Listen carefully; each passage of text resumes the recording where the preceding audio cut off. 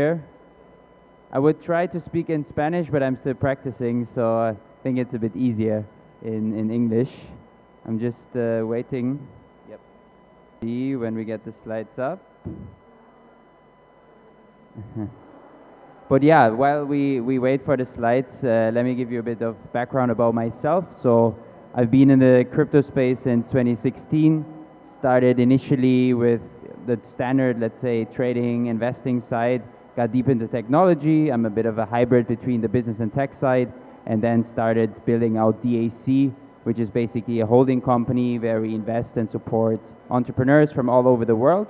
And yeah, my presentation today is about creators in gaming and metaverse worlds, right? And usually we understand gaming more from the consumer side, right? So I want to also touch a bit upon the focus of what it means to be a creator and how to connect that with the Web3 world, right? And I want to start by kind of, yeah, stating the narrative, obviously, that creators shape the world. I think it's not said enough, because everything we look at, the organizers of this conference, everyone is a creator at the end, right? Sometimes when we speak about the creator economy, we tend to limit it solely to, let's say, digital content, to social media, right? But anything, whether it's physical or digital, stems from creation, right? And therefore it's so important to highlight that aspect, right? And within the Web3 space, we have a new pioneer, we have a new venture, right, when it comes to creativity. And fulfilling that creativity, especially in metaverse and gaming worlds, is a huge opportunity for entrepreneurs, for builders, for artists, for anyone at the end, right? And before we dive further into really like the points and the deep dives of the aspects of what it means to being a creator, let's take a step back and really talk again about what the metaverse is, because the term has been around for a long time, you know, over 15, 20 years almost. At the same time, it's been widely abused in the last, I would say, yeah, 2 to 3 years, right? So you've probably seen the hypes, you've seen the narratives, you've seen the media, and a lot of things were promised, right? And sometimes people tend to misunderstand that a metaverse is simply a new way of engaging with the internet, right? So this includes gaming, this includes AI, this includes Web3, as well as, of course, if you wish, the Web2 creator economy.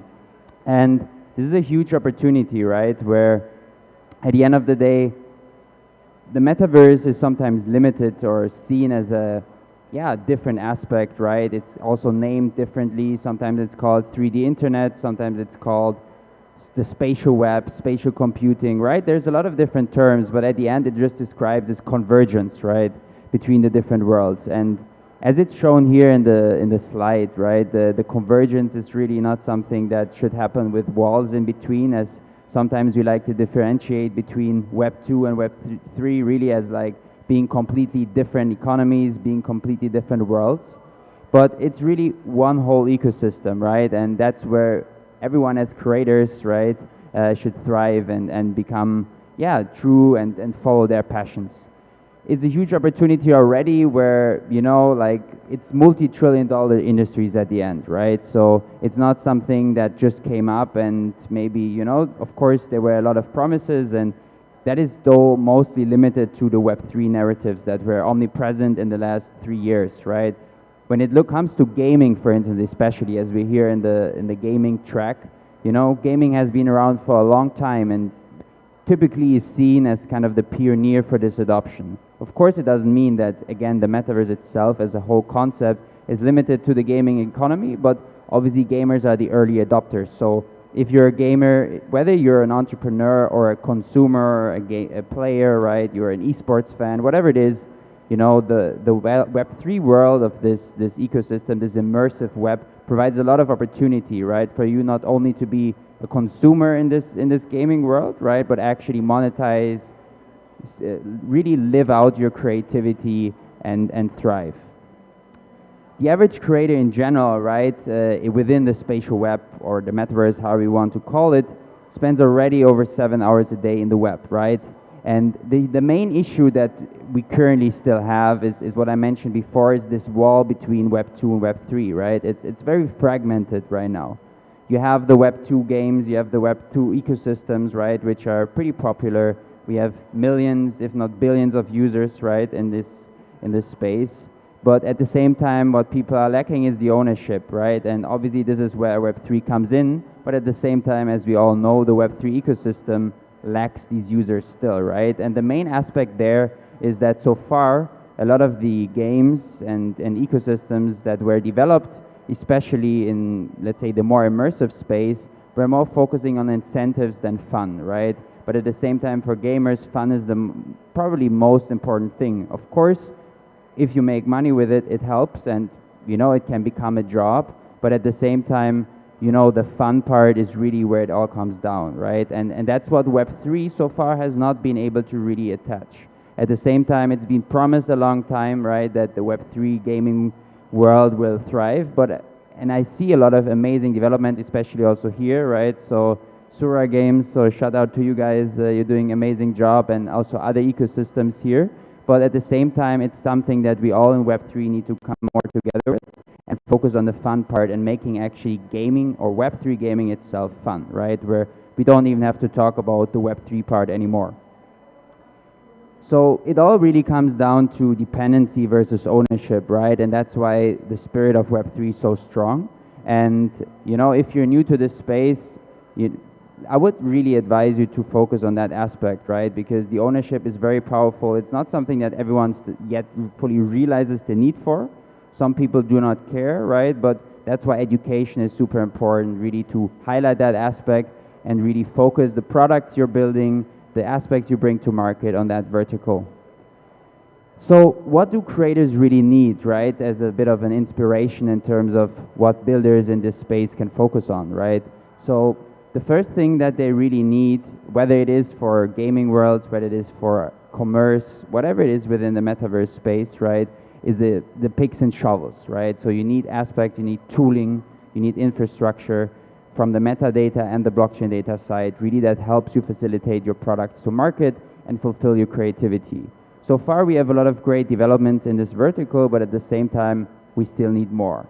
Apart from that, we need unified community identities, right? It all goes back to the aspect of the fragmentation that we have, where Web 2 and Web 3 are super fragmented, right? Especially in the Web 2 world as it is, and the Web 3 world as it's being developed right now, with now over 30 plus different chains, right?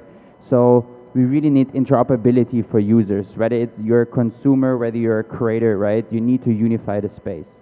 And the last thing is spatial education and bridging, right? What I mean by that specifically is that we not only, bring things to market that people can use, but also educate around the needs for true decentralization and ownership in this space, right?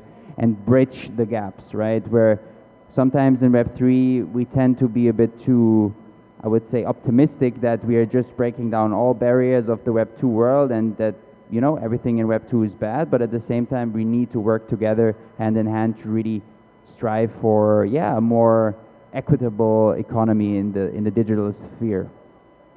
So how should a creator, right, if there are some creators amongst you, approach this space, right? So what should you focus on?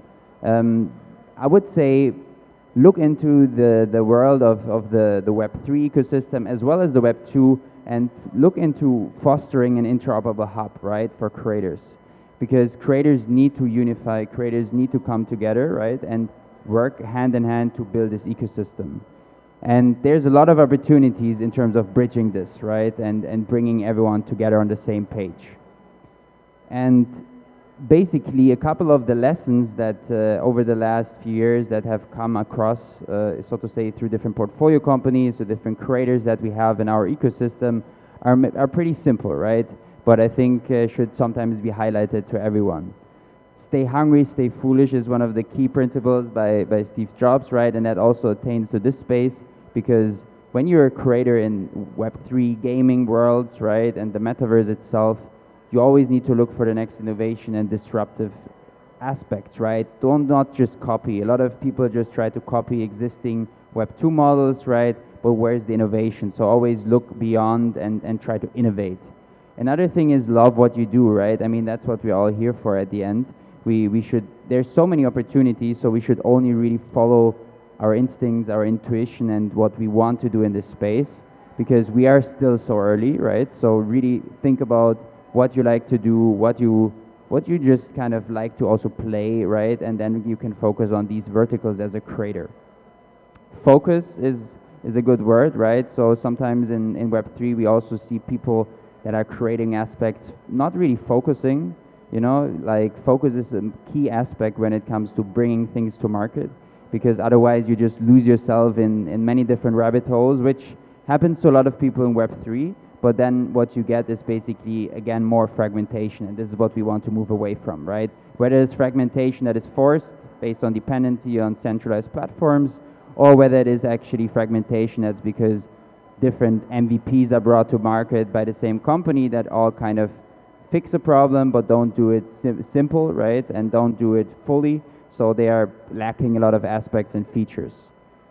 So, and the last aspect here is thinking about the users, right? What we also tend to kind of sometimes do a bit, or not enough, I would say, in Web3 is that we lack the understanding of users, right? Because we always worry about the back end. We always try to start with the back end first, but it's really what we're building and bringing to market that is for the users, right? So think firstly about the users and then try to package and architect the back end into these ecosystems. And a couple of use case examples that I would say are quite interesting to look into and that I would like to highlight is, on the one hand, citizens. What I mean by this is basically allowing creators, allowing gamers to enter new worlds, right, through digital citizenships in these digital communities, you know, and not just call them NFT memberships, right, because users do not care about NFTs. I specifically chose the word citizens because it gamifies the place. Of course, you can use other worlds.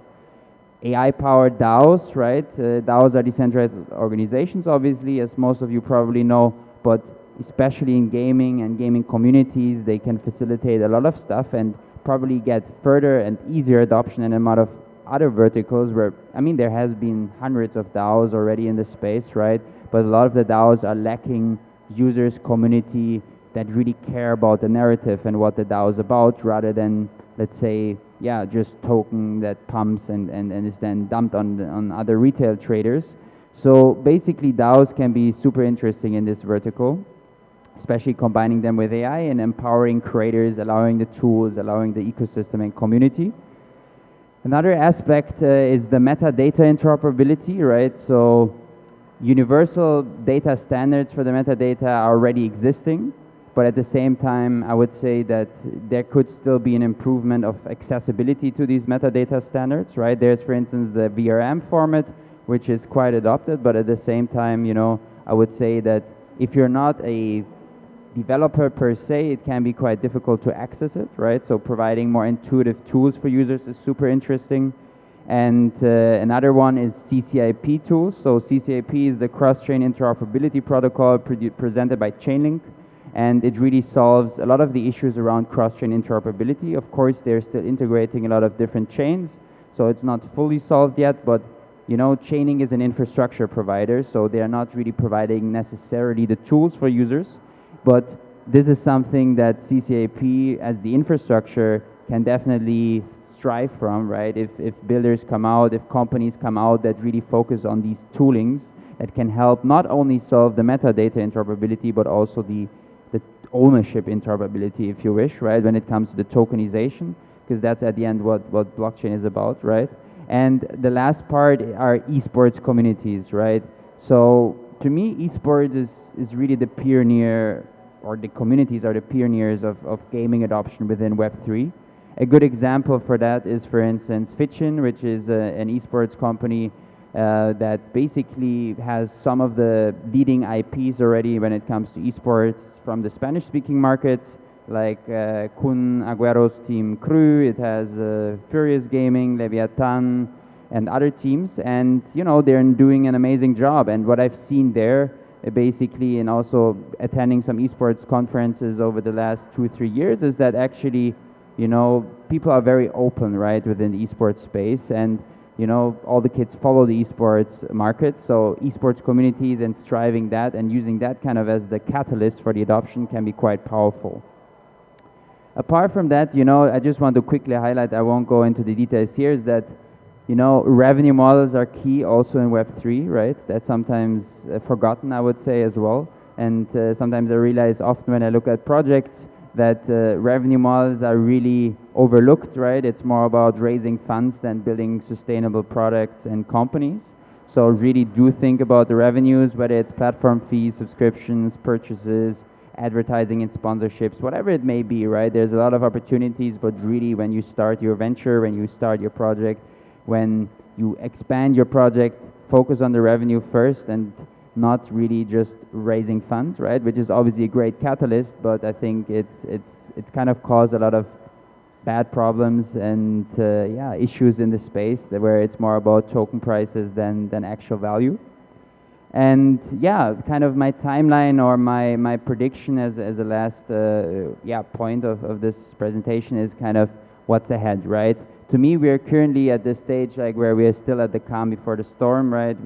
We've been talking about the Web3 gaming and metaverse adoption for a while for the past few years, but you know, obviously now we're in a bear market, and at the same time, you know, that's actually a good thing in my opinion, because a lot of the bad actors have been washed out, people that are not so serious about this, and you know, at the same time, you know, it's where really the builders are striving forward and disrupting the space. The next thing that will happen, in my opinion, is the storm, so to say, right, where we really achieve true interoperability of meta and blockchain data.